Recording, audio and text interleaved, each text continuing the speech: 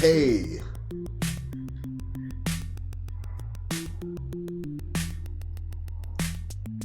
2025's, we're gonna be playing Grizzly Man.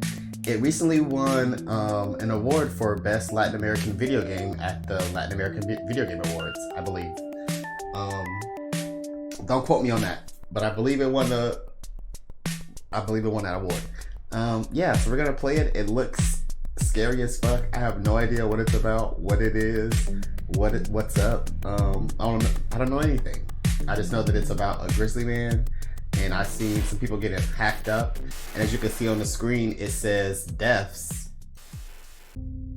Is there multiple endings? Can we die early and then we have to start all the way over? Like, what does that mean? Like, you know what I mean? Either way, we're getting into it. I'm scared. Claudia, chapter 1. Okay, Claudia, press enter to continue. We're using the keyboard? Now I'm really scared. You're more than 13,000 kilometers from home. Okay. From your friends. From your university campus. Okay, we're college. 13,000 kilometers. You think about the number and wonder how many miles that is. I wish I knew. Chloe, a French traveler you met at a hostel in Fairbanks. Let me do a different voice for this. Chloe, a French traveler you met at a hostel in Fairbanks, had taught you a quick way to convert it. And even though Chloe admitted her method wasn't exact, it was close enough. First, I divide the number by 10. I don't even know what you just said. I don't even know what you just said. We're 13,000 kilometers away. I think that's this one. It's to multiply that by 6. Okay. So 1,300 times 6. I don't know. You don't know, it's crazy. I'm not gonna. It's this one.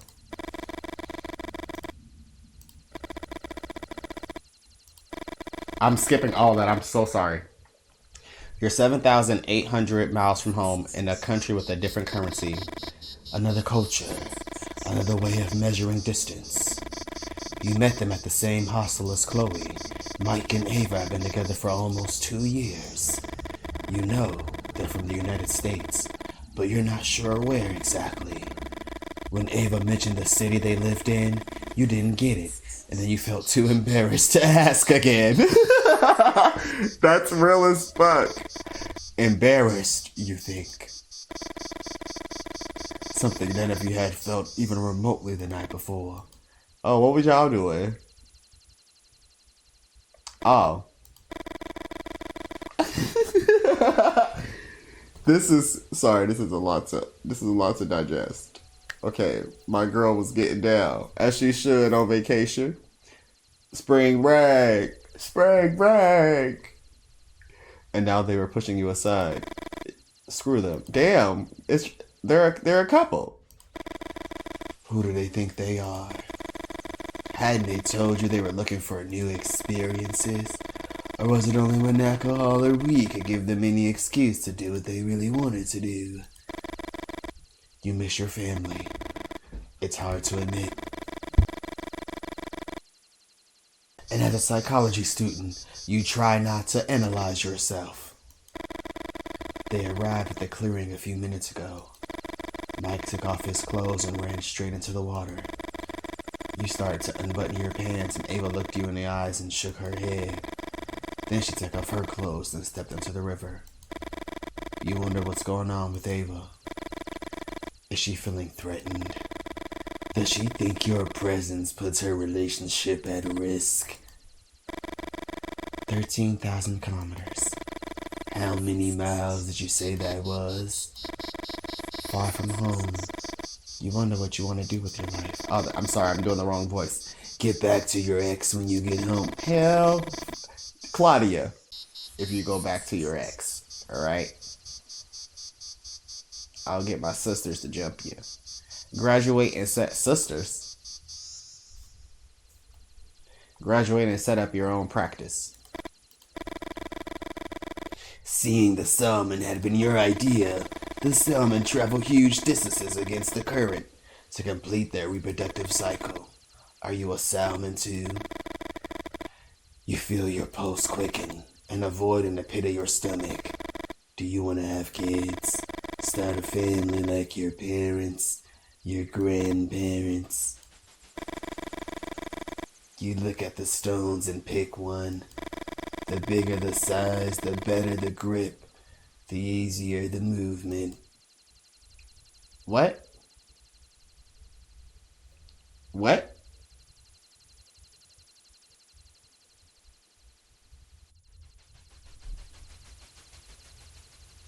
I don't know what this means.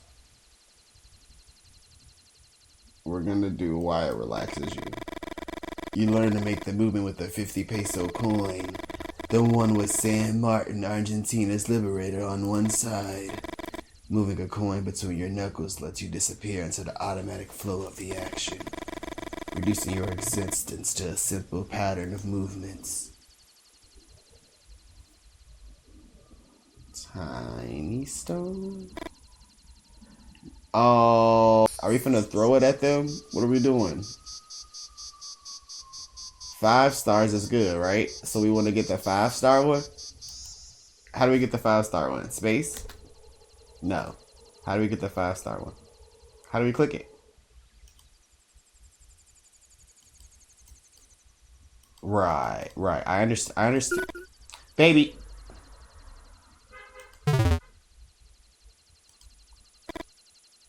Okay. Wait, what? Do we have to get them in order? Oh, let's get them in order. Okay. I thought we had to get the best star. My bad, y'all. Right? Okay. 1, 2, 3, 4, 5. Give me another one. 1, 2, 3, 4, 5. Oh, Knuckle Master. Complete 3 knuckle runs. Are we done?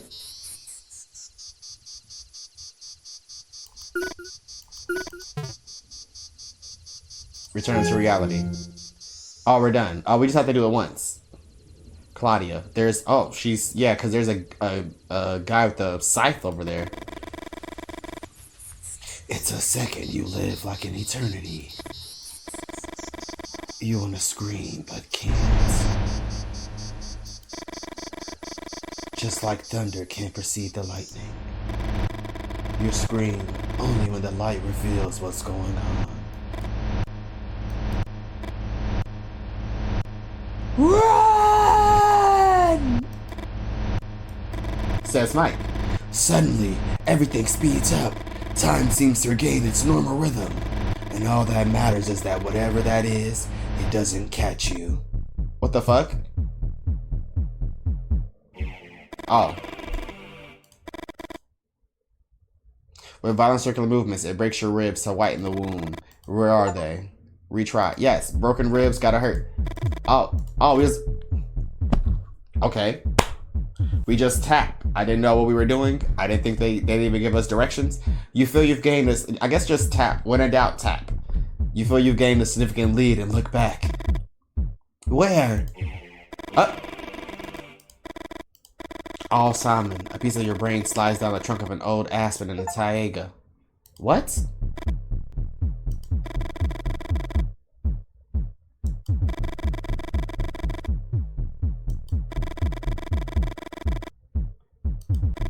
Shouldn't you shut down some cognitive functions? Let only the reptilian part of your brain take over and focus on escaping whatever that is. The image of Ava assaults you like a revelation. Is it wrong to run? Would you run if it had been someone else instead of Ava? What would you have done if it were Chloe? Or your ex? Your mom? Or your dad? Well-paced reader.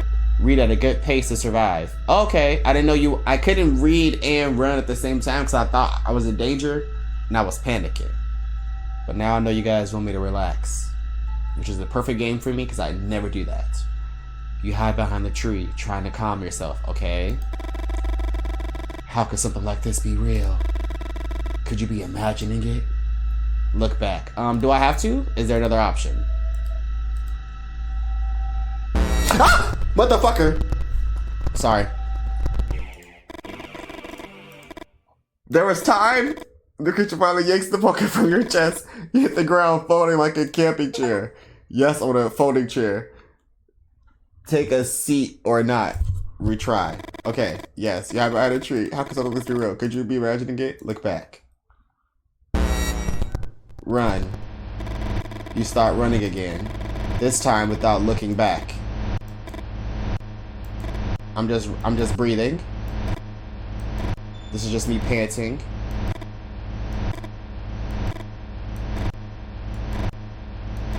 We have so many deaths unlocked.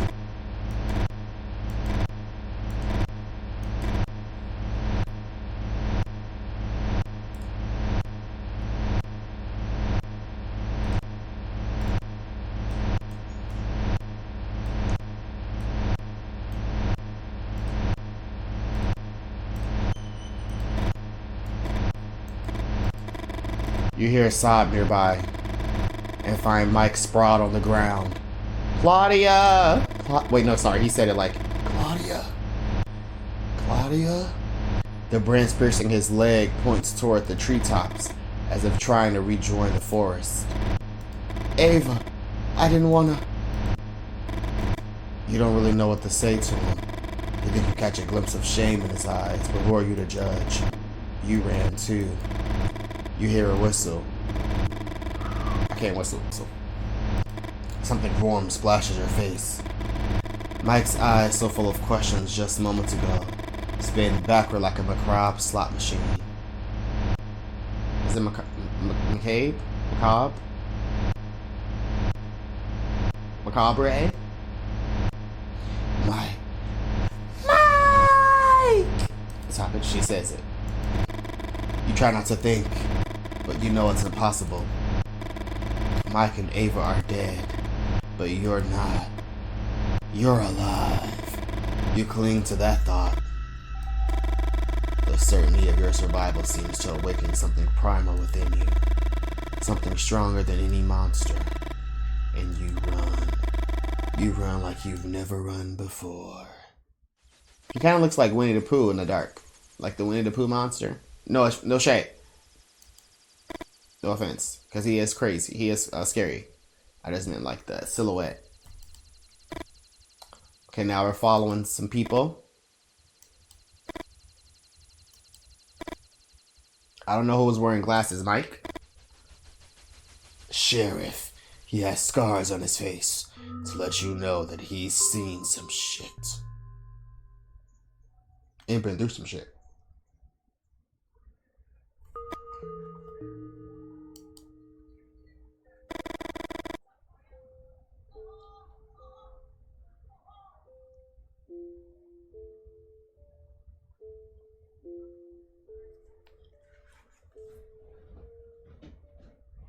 A few hours earlier. Oh, earlier? Abigail. Rob. Oh, were those her glasses? Oh, poor Abigail. Rob? Are you listening? I don't know why I'm making her innocent. I'm gonna say yes instead of what. Because what is kind of mean. Yes. Abigail furrows her brow. You know, it's not easy to fool her. And it doesn't surprise you in the slightest when she starts from the beginning. There's an interesting group for today's excursion. 2 college students, a documentary filmmaker, and a traveling painter. If you made them walk into a bar, it would be like one of those jokes, right? Abigail sighs with resignation. In all the years she's known you, she's heard you laugh very few times. Ask about the students, ask about the documentary filmmaker, ask about the traveling painter. Let's do all 3. We're gonna do all 3. Ask about the students. Ethan and Leo, 2 students from BAU. You already know how college students are.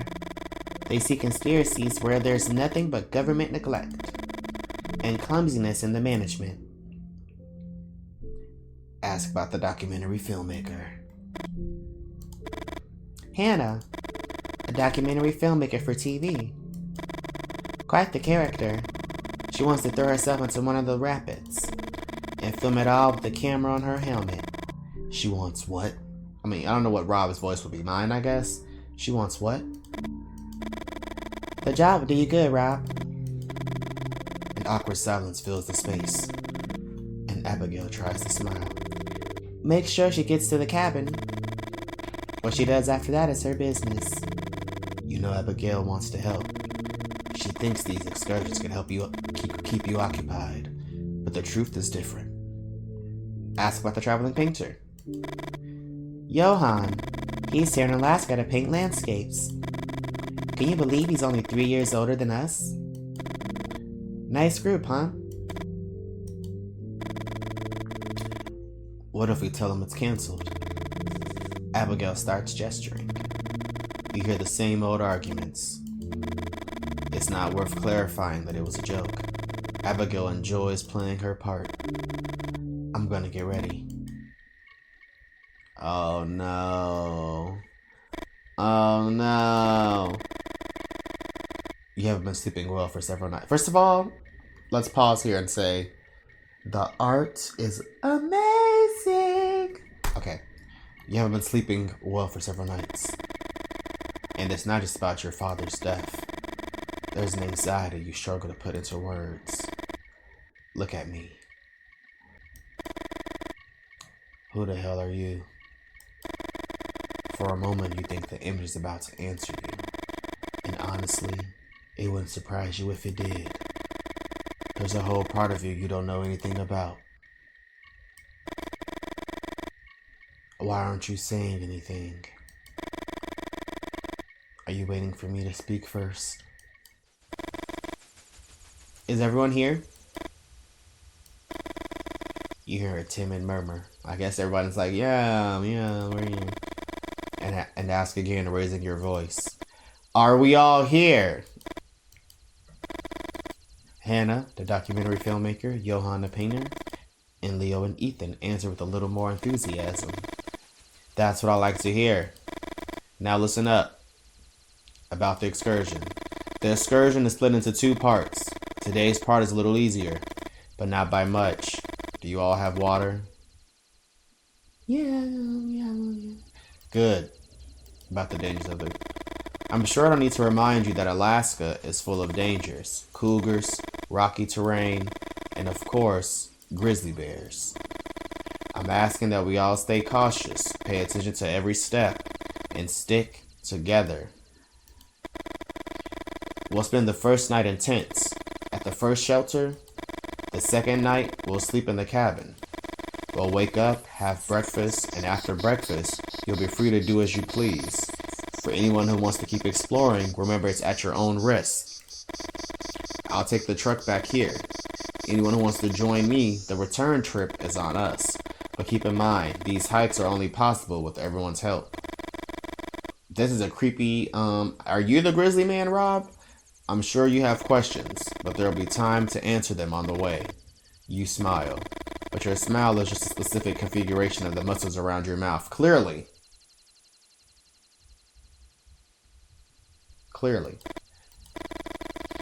Though you talked about the dangers of the excursion, you chose to leave out the recent disappearances and some rumors you heard in town. Okay, so we're not the Grizzly Man, unless that was to throw us off. You were really the Grizzly Man. Whistleblower. Okay. Everyone was in each other's sheets back then, sometimes even literally. The CIA owes a lot to the U.S. Army. How much do you know about Dr. Morales? I'm playing a whole other character again. Interviewer. It's always the same with informants. It's like doing a cannonball into a pool. When you hit the water, your body pushes it out, creating a void. Sorry.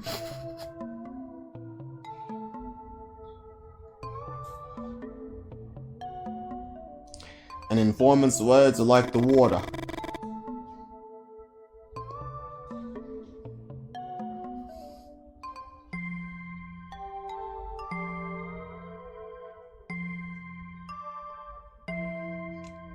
Rushing to fill that void. It's splashing everywhere. Morales is a Spanish scientist, a disciple of Dr. Delgado. Morales ran one of MK Ultra's art programs. I'm trying to make him sound like a slimy guy. He wasn't so interested in LSD or sleep deprivation. He specialized in brain microcontrollers, just like his mentor. But Morales' experiments were far more ambitious. The army sent soldiers to Morales. Soldiers reported as missing in action, MIA as they call it, and Morales would crack their heads open in the operating room to implant his microcontrollers. You haven't said a single word since the interview began. You always found it fun that they call you the interviewer at the agency. Questions aren't your sharpest weapon. It's the silence. Okay, so we're another character again. So the interviewer is kind of like that one character in Sin City where chapter 3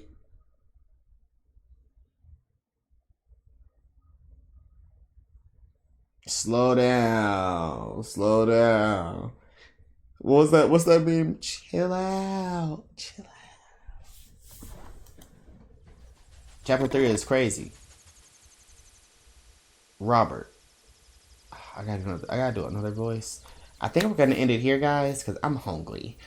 We learned a lot. We played a lot. And we'll be back. Alright, love you guys. Bye.